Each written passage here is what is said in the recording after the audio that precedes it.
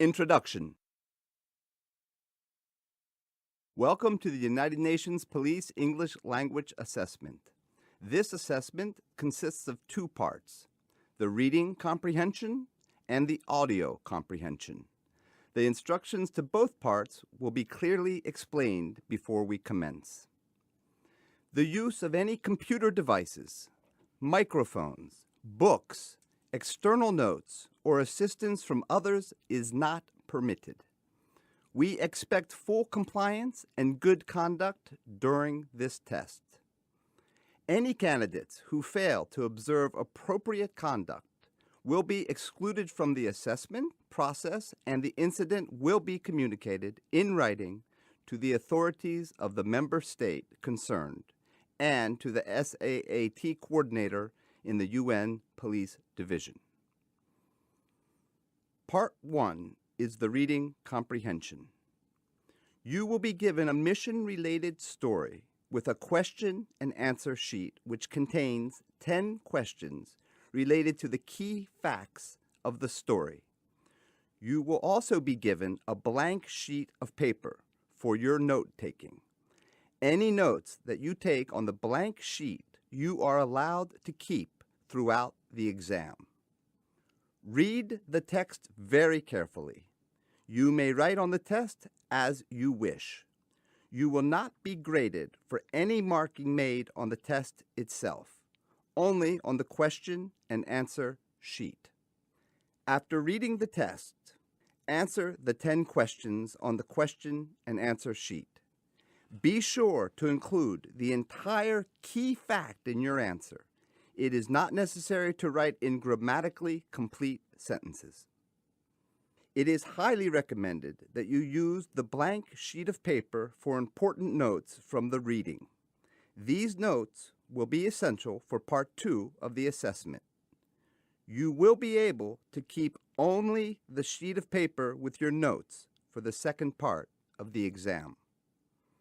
Keep the test and question and answer sheet face down until you are asked to start.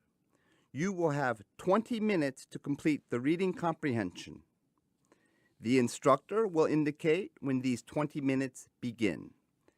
The instructor will then announce when there are 5 remaining minutes and when there is 1 final minute. After the 20 minutes have passed, the instructor will collect the reading test and the question and answer sheet.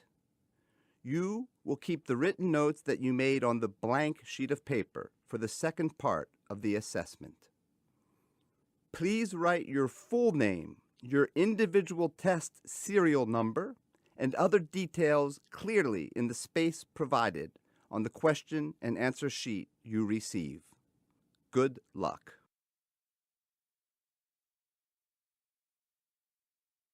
Introduction. This is the second section of the UNPOL Combined Language Assessment. It is divided into 2 parts. In the first part, you will hear one person describing the mission-related topic you have just read about in the reading comprehension. It will be introduced as the narrative. In the second part, you will hear a conversation between 2 people who are discussing the same mission-related topic. It will be introduced as the dialogue. Please be reminded that the use of any computer devices, microphones, books, external notes, or assistance from others is not permitted. Candidates who fail to observe appropriate conduct during this test will be excluded from the assessment process. Such actions will be duly noted and communicated in writing to the authorities of the member state concerned and to the SAAT coordinator in the UN Police Division. You will be given a report writing form and another blank sheet of paper. Take careful notes on the blank sheet of paper of both the narrative and the dialogue. Pay attention to the important facts and key information. You will hear the recording only one time. Once the narrative and dialogue are finished, you will be asked to use your notes from both the reading and the audio parts to write down your own complete police report. You will have 30 minutes to complete your police report. The instructor will indicate when these 30 minutes begin. The instructor will then announce when there are 5 minutes remaining and when there is 1 final minute. Please do not forget to write your full name, your individual test serial number, and other details clearly in the spaces provided on the report writing sheet. Good luck.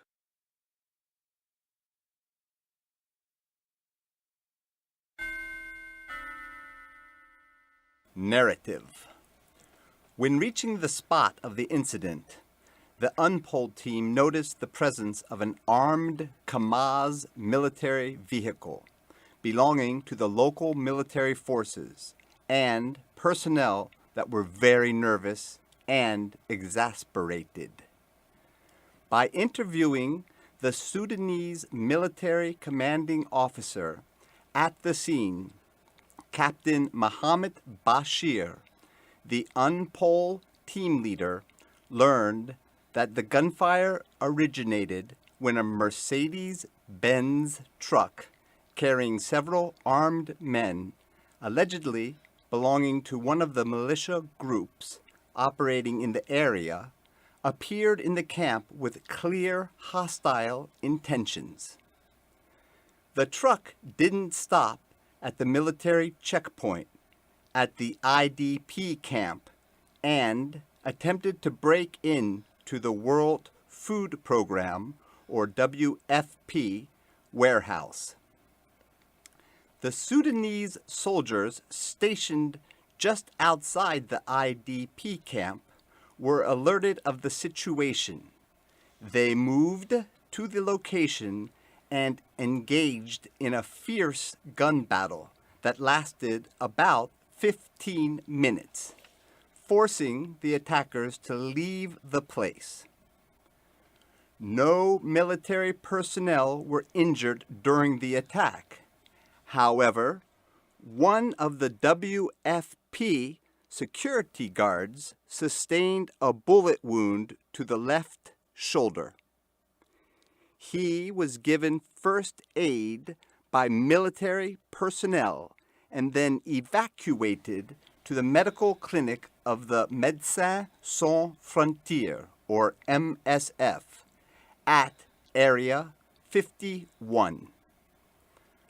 According to the military personnel, the local security guard should be commended as he faced and confronted the attackers alone until the arrival of the military forces.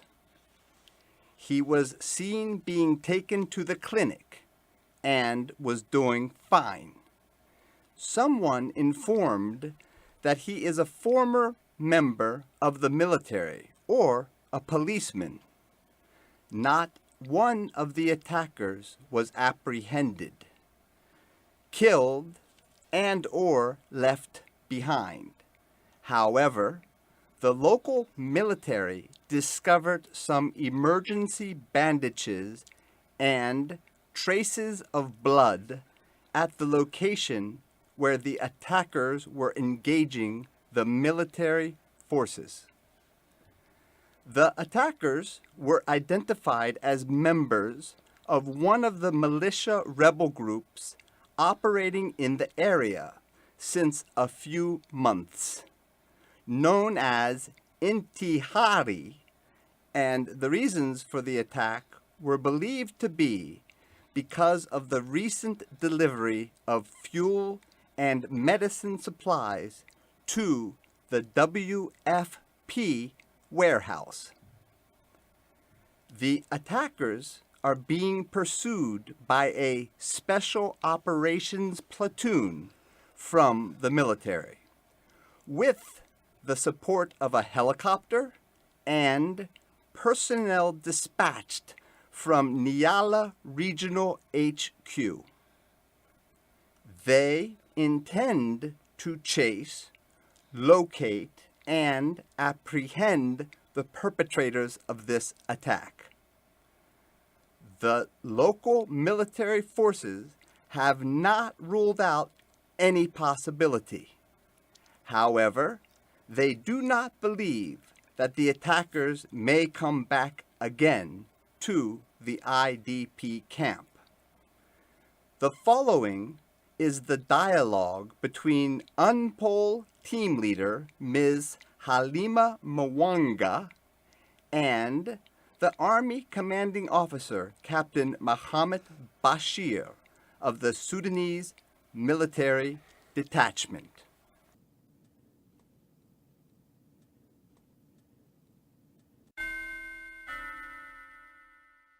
Dialogue. Ample officer. Assalamu alaikum. Good morning. I am the Ample team leader of the Community Police Center, CPS, in Nyala, and would like to ask you the details of what just happened here.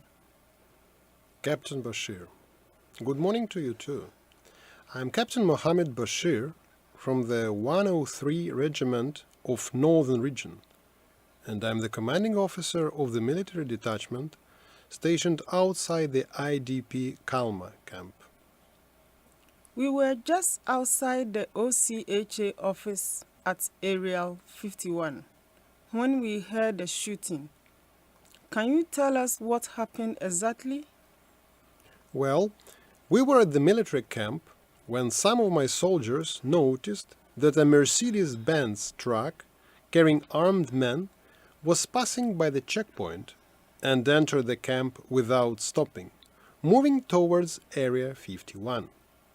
My personnel realized then that it was an attack, and we came in full force to protect the warehouse and to respond to this attack. Have you been able to identify the attackers or their intentions?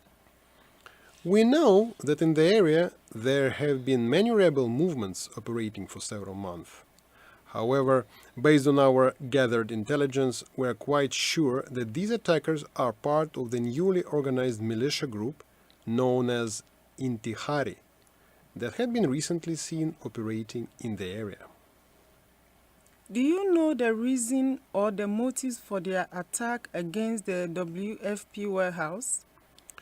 We believe that most likely they realized that the warehouse received a large supply of fuel and medicine a few days ago, and I'm pretty sure that they launched the attack in order to steal these goods. Were there any casualties as a consequence of this attack? Unfortunately, the WFP local security guard was hit by a bullet on his left shoulder. Nothing serious, I believe. He was assisted immediately by our soldiers and then transferred to the Médecins Sans Frontières MSF clinic in the Area 51. There are no casualties among our forces. And what about the assailants? Was anybody injured? Were you able to capture any of them? Well, I'm not sure on the status of the attackers. You know very well they do not leave their own people behind, even if they are killed. So everyone was evacuated in the same truck they came in. We couldn't detain nor find anyone left behind.